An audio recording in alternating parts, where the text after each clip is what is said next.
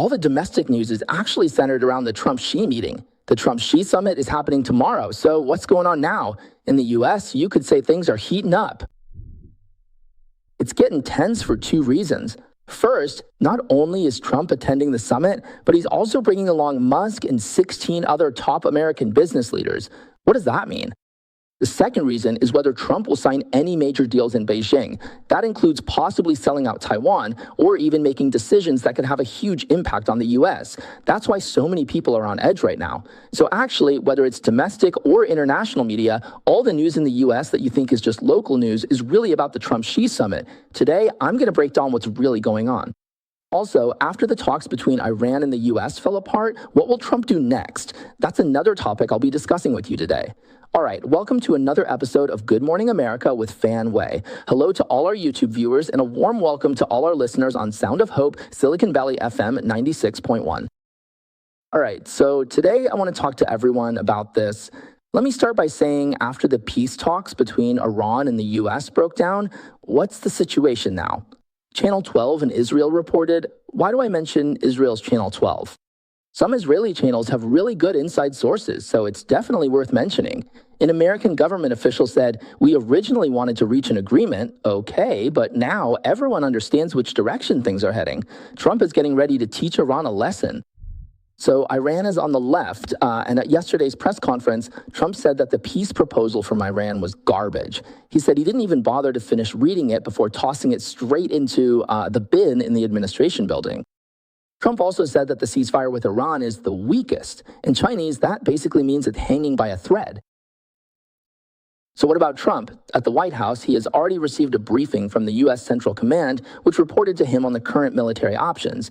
So at this point, preparations to resume military option could happen at any time. The ceasefire agreement with Iran is set to expire on May 17th. So if we look at it, that's about 15 days, 5 days from now. President Trump said yesterday that Iran only has a little bit of remaining strength left, which might be what they've managed to gather during this period. But he said we could probably take care of them within a day. So as the negotiations break down, Israeli Prime Minister Netanyahu said on CBS's 60 Minutes that overthrowing the Iranian regime could now become a real outcome. And as for the U.S. Central Command, on Tuesday, they stated that during the military blockade of Iranian ports, they've already turned away 65 Iranian or Iran-related commercial ships. In addition, 4 other commercial ships were disabled by the U.S. military, and the USS Abraham Lincoln aircraft carrier continues its mission in the Arabian Sea, including carrying out what they call the blockade mission against Iran. This photo was posted by the Central Command. All right, so last Friday, the Central Command announced that U.S. fighter jets successfully intercepted 2 Iranian ships that tried to break through. One was called MTC Star 3, and the other was MT. These 2 vessels. The rudder of that cruise ship was knocked out, so was left drifting at the scene, unable to go anywhere and unable to break through. Another related piece of news is that Iran's Khamenei, or as some call him, Erha, has been missing for an increasingly long time, and even the hardliners are getting restless. What's going on? The Wall Street Journal recently reported that after U.S. and Iranian officials confirmed that Khamenei was seriously injured in an airstrike this February, Iran's new supreme leader has not made a public appearance for over 2 months. With each passing day, this has sparked huge suspicions, both inside and outside Iran. Now, all the images released by Iranian officials to the public are either AI generated or altered. This includes the profile picture on their X account and the large promotional posters on the streets of Tehran. All of them have been modified. As for Khamenei himself, he still hasn't made any public statements. There have only been written statements continuously released through official channels, or his words have been read aloud by other people, like TV anchors on his behalf. But the longer this goes on, the more suspicious everyone gets. I mean, what's the issue here? Can't he just put on some makeup, show his face, and say a few words? If he can't even do that, what does it mean? Does it mean he's still alive? That's a big question. So Khamenei's prolonged absence from the public eye is causing an increasingly serious political crisis within Iran. We all know that Iran's president is Pezeshkian, right? Recently, he made the rare claim that he met with Khamenei for 2.5 hours. The intention here is to try to quell outside speculation, but this so-called 2.5-hour meeting has no location, no time, and most importantly, no images, not even a single photo. So instead, it only deepens the suspicions even further.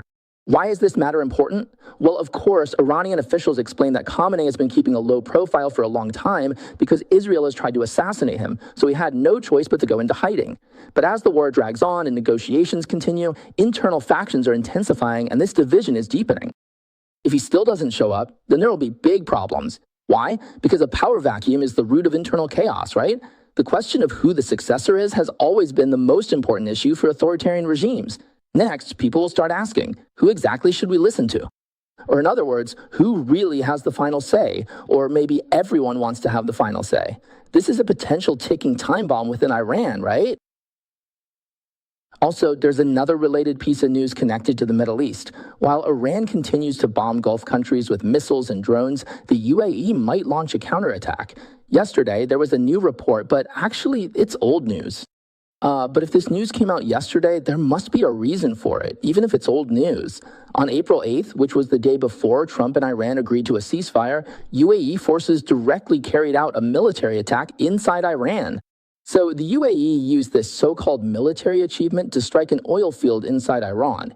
At the time, the US response was to quietly welcome it. They privately expressed that Washington would not stop the UAE from carrying out this kind of self-defensive retaliatory action. Now, as we all know, Iran has been openly dumping oil in the Gulf, just pouring it straight into the sea. So what should be done about that? In this situation, taking out the oil field is the most effective option, isn't it? Right. If you let the oil field keep running smoothly and then just dump the oil into the sea, is there any outcome worse than that?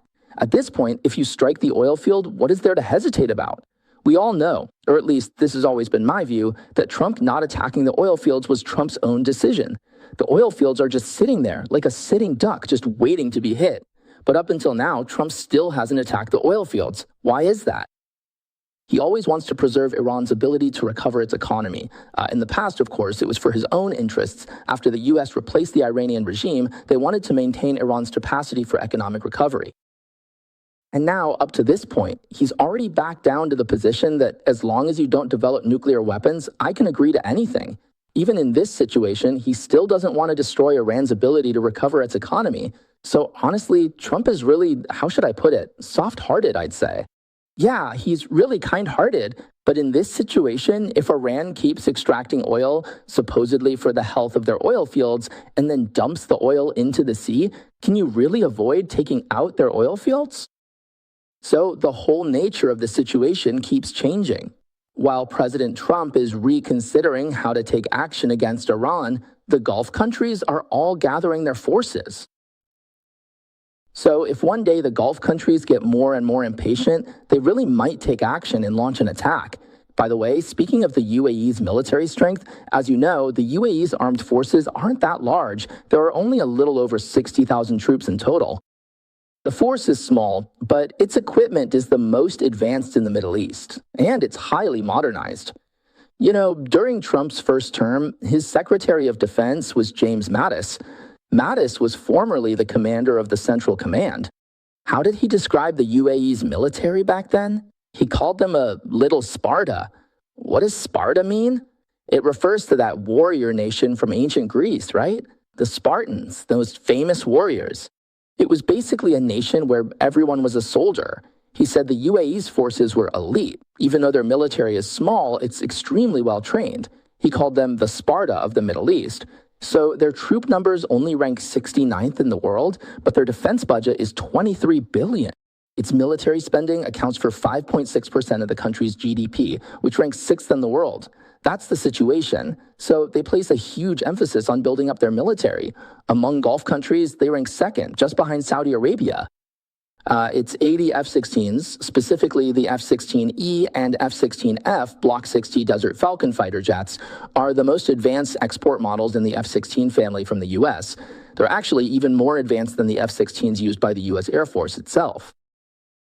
In addition, their own multi-layered defense system includes the THAAD and Patriot missiles, as well as Barak and others, plus Israel's Iron Dome missiles. That's why in this round of conflict, they've been called Iran, became the main target of heavy bombardment, becoming the country hit the hardest, with a barrage of bullets and shells raining down. However, their interception rate was over 90%. This is, after Israel, the second large-scale real-world test of a multi-layered missile defense system globally, this so-called missile defense. This was the best performance of the system, so it basically withstood Iran's missile barrage. In fact, it actually strengthened rather than weakened its military reputation. So don't underestimate the UAE just because it's a small country. It actually has a lot of prestige. All right, now let's move on to today's main headline. Trump is about to set off. In about 3 or 4 hours, he'll be leaving Washington and flying to Beijing. But this time, he's not going alone. He's bringing Elon Musk with him. The fact that he's bringing Elon Musk has made Mike's supporters very worried. First of all, Trump going there by himself already makes them uneasy. As we've seen on X3, people have been praying for Trump's safe return, even though he'll only be gone for about a day and a half. And now, on top of that, he's bringing along America's genius, Musk. So what happened? Do you think the price is too high, or is the risk too great? You still don't know the whole picture. This time, Trump is visiting China with a business delegation, which includes 16 American business leaders, almost all of them from the largest companies by market value in the US right now. Which leaders are from the flagship companies most closely tied to the Chinese market? First, there's Elon Musk, the CEO of Tesla. Then there's Tim Cook, the CEO of Apple. There's also a senior representative from Meta. Of course, Mark Zuckerberg himself didn't go, but still. A senior executive from Meta named McCormick also attended.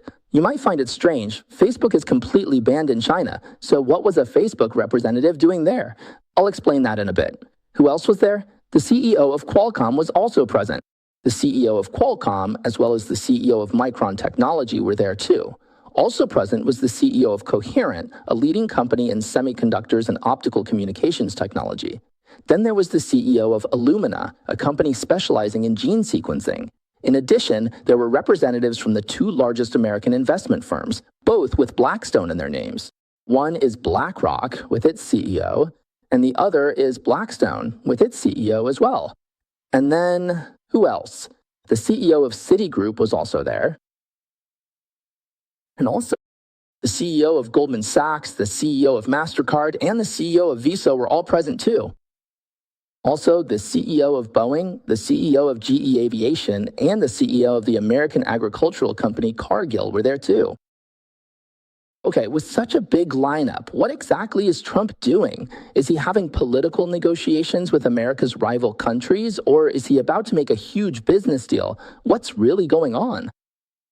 So isn't this really interesting? What's actually going on? Should we be worried? Let me break it down for you. What exactly is Trump thinking, and why did he choose to bring these people? To put it simply, the business leaders Trump brought fall into three main categories. The first group are those currently doing big business in China. Why did Trump bring them, and who are they? For example, Tesla, right, and Apple. Apple's supply chain is still fully based in China. Even though they're replicating their supply chain in Southeast Asia and India, their largest supply chain is still in China. Then there's Facebook. Facebook isn't actually doing business in China, so why did he bring Facebook along? Because for companies like Tim's, a lot of Chinese products are exported to the US, and Facebook is an important advertiser for them. That's Facebook. They spend $13.8 billion a year on advertising. So even though Facebook can't be used in China, a lot of Chinese companies still do business with Facebook. That's why he brought these three companies. Tesla, whose electric cars are still doing okay in China, they haven't been kicked out yet.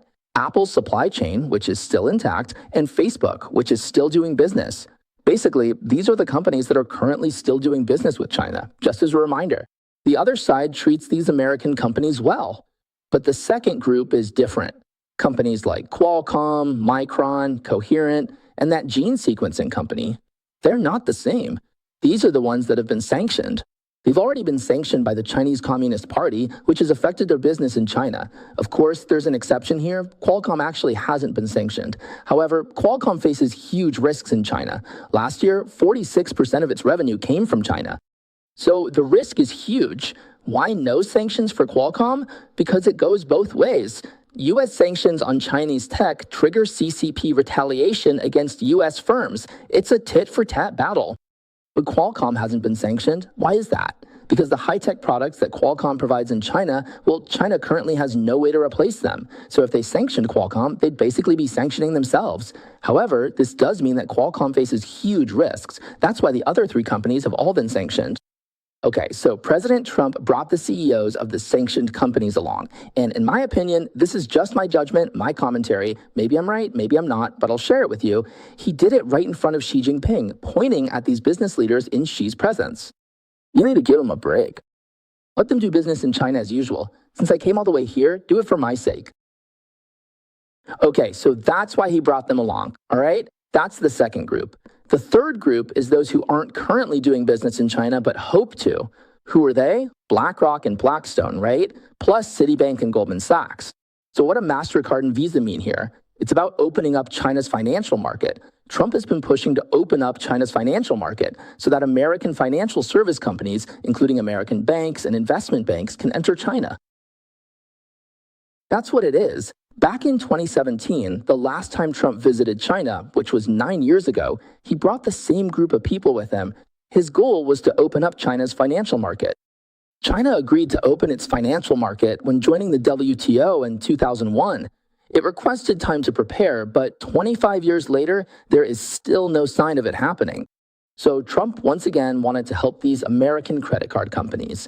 You can see MasterCard, Visa, Goldman Sachs, Citibank, and then there's BlackRock and Blackstone. To put it simply, some are banks and some are investment banks, right? Do you think Xi Jinping would agree to that? This is what I think. This is exactly the gap in mutual understanding between China and the US. If you ask me, there's absolutely no chance, none at all. It's just like how Trump wanted to understand how Iran's theocratic regime rules. He's trying to figure out how the Communist Party governs. Can American banks even enter China? Let me ask a very simple question. I know a lot of our viewers are from mainland China. For those of you in mainland China, if there were a Citibank branch in Shanghai, in Beijing, or wherever, and your money is currently in the Bank of China, would you rather keep your money in the Bank of China or would you move it to Citibank? I bet within a few days, everyone would withdraw their money from all the Chinese banks and put it into foreign banks, right? Who would still keep their money in the Bank of China? Just a couple of days ago, I even met an online friend from Guangzhou who wrote me a message. My friend Xintian mentioned it to me. I'll look closer and share more later. But my immediate impression stuck with me. It was unbelievable. He'd saved money in the bank, then they suddenly froze his account. When his father was hospitalized and needed treatment, he couldn't pay. He asked for his money, but the bank demanded a bribe to unfreeze it. He said, unfreeze it first, then I'll pay. But they refused to lose control over him. With no money, he turned to the hospital and then the police, but both tried to extort him too. All three, bank, hospital, and police, were just demanding money.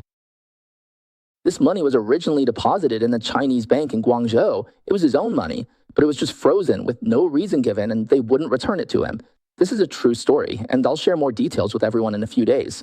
So I want to do a quick poll here. For all ordinary people in mainland China, and even those doing business with China, if you have a choice about where to keep your money in China, I choose Citibank. Why would I choose Bank of China, or Agricultural Bank of China, or Industrial and Commercial Bank of China?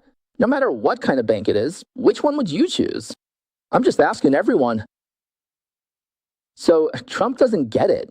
I think, personally, I believe that Trump might not understand this principle. He always thinks, you already agreed to this a long time ago. Of course China's financial system isn't as strong as ours, so why not just open the door and let us in? If we come in, our companies can make money and will also provide great services to China. Because finance is the lifeblood of the Communist Party, how could they possibly let American companies run it? They absolutely won't allow it. And if they ever did, everyone would flee and all the money would be gone, right? So doing this is pointless, but the interview still has to be done because he really doesn't understand what the Communist Party is thinking. All right, so I've mentioned a few things here. One is about doing big business in China right now, and the second is, well, pointing at Xi Jinping, you have to take care of them. I told him this face to face. The second thing is about those who have been sanctioned by China. I asked Xi Jinping to lift those sanctions. Third, it's about those who want to do business in China, mainly the 6 major giants in the financial industry. And then, what else? There's also the matter of those who didn't go. Who didn't go? NVIDIA didn't go. Jensen Huang from NVIDIA didn't attend. As you all know, Jensen Huang from NVIDIA often accompanies Trump on overseas visits, like to Saudi Arabia and the UAE. He's a regular member of Trump's business delegations abroad. But why didn't he go? We can only guess. It's probably because NVIDIA's technology is the most advanced, and Trump doesn't want to give it away, so he doesn't want to discuss it. So if you look at the tech companies on the entire list, they all share three characteristics. First, they're end-user companies, not high-end or mid-range products, but application-based, the kind regular people use. Third, they're commercialized, representatives of end-user, application-based, commercialized companies. What's Trump's goal for this China visit?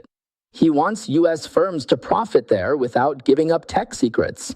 Essentially, it's business on our terms. That's it. Yeah, that's it. Trump was in office less than 18 months, yet look at his impact on the CCP. First came the trade and tariff war, then the rare earths conflict erupted. After negotiations, the U.S. began aggressively developing its own rare earth resources. In addition, he imposed strict technology embargoes on the Chinese Communist Party. Besides that, he took down Venezuela, hit Iran so hard that it ended up the way it is now, surrounded Cuba to the point where it looked like it was about to surrender, excluded China from Greenland, and then led 16 top executives to attend meetings single-handedly.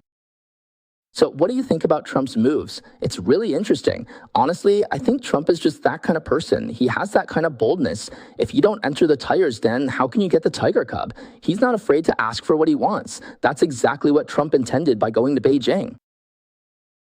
Before Trump set off, just yesterday, the Treasury Department made a high-profile announcement sanctioning 12 individuals or entities, accusing them of helping the Iranian Revolutionary Guard sell and transport sanctioned oil to the Chinese Communist Party. Among these 12, 4 are Hong Kong companies, so the message is very clear. The U.S. is telling Beijing, even though our president is coming, your Hong Kong companies are helping Iran. I have the list, I have the evidence, so you better take care of it. Do nothing, and I'll sanction them now. Before Trump's visit, the U.S. had already sanctioned 5 Chinese refineries, Qingdao Port, and 4 Hong Kong firms. It's one, no holding back. That's why Trump's there, to negotiate. And then, again, without any hesitation, he hits them hard a few times before even going. Wouldn't you say Trump's way of making deals is really unique, right? It's really extraordinary. Do you admire that or not? But now there is indeed a big concern. Will Trump sell out Taiwan? You know that Fox News evening anchor, right? Laura Ingraham. Yesterday, she shared a really shocking post. She said Trump... Now, the CCP has made a promise, it's already been leaked, that they will allow an investment of $1 trillion in the U.S., a full trillion. He said if Trump accepts such a deal from the CCP, because Trump really wants countries to invest in the U.S., right? How much did Japan invest? Japan invested $550 billion, right? How much did South Korea invest? About $500 billion, something like that. That's why they signed the tariff agreement. And Taiwan, too, invested about $350 billion, right? That's why they signed the tariff agreement with Trump. He hopes all countries will invest in the U.S.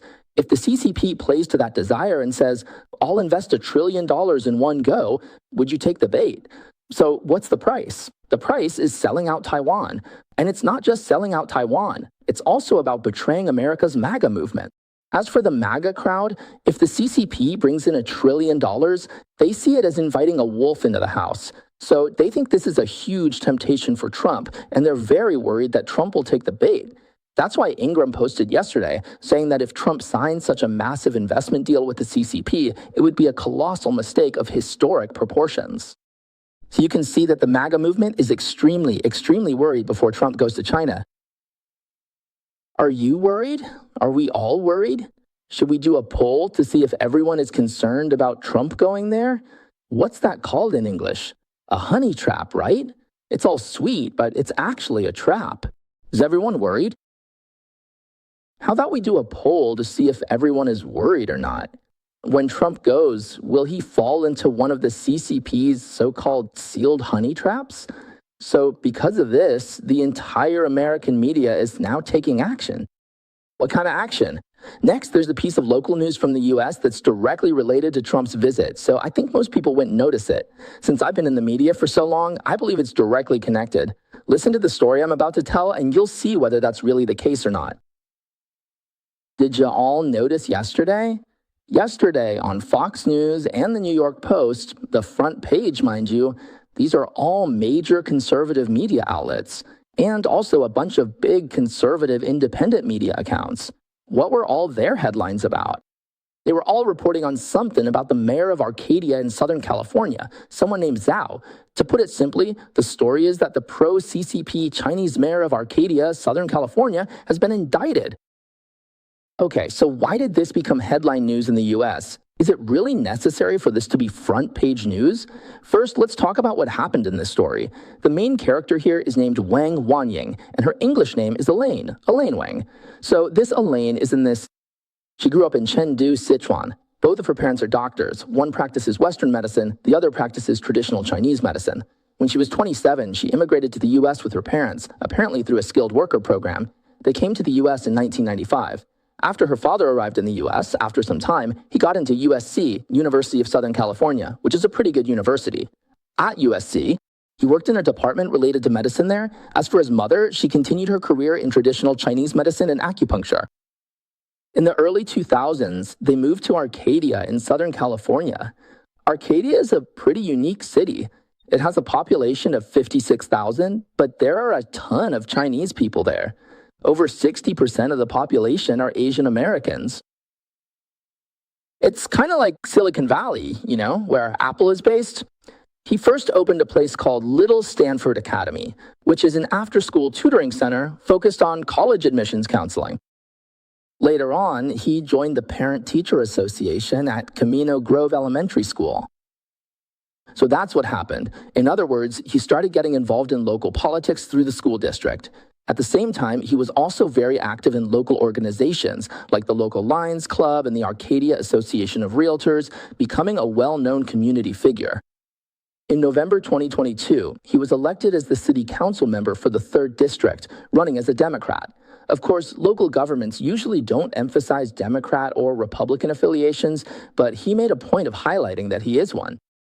What he meant was that he was a candidate from one of the major parties, so after that, he was sworn in. Because you see, the mayor of Arcadia isn't directly elected. It's a rotating position among the city council members. This year it's your turn, next year it's someone else's, and in 2026, it'll be his turn. So he went from being a city council member to becoming the mayor, officially taking on the role of mayor of Arcadia. She is the first Asian American woman ever elected to the Arcadia City Council, and of course, also the first Chinese American woman elected. Then, she was recognized by the local congresswoman from the district, Judy Chu, who is Taiwanese. She's originally from Taiwan. She was honored as the 2026 Congressional Woman of the Year. Wow, this is truly a classic American success story, and she has a background from mainland China.